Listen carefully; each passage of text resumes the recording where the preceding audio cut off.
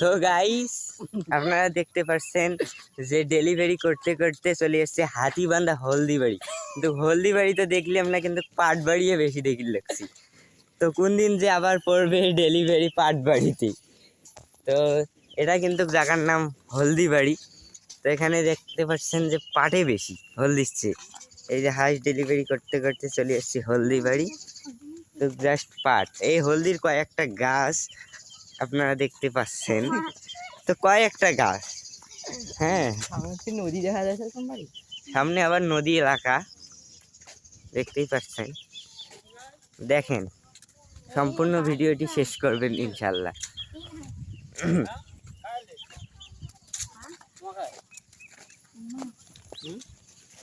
Order করছিলেন?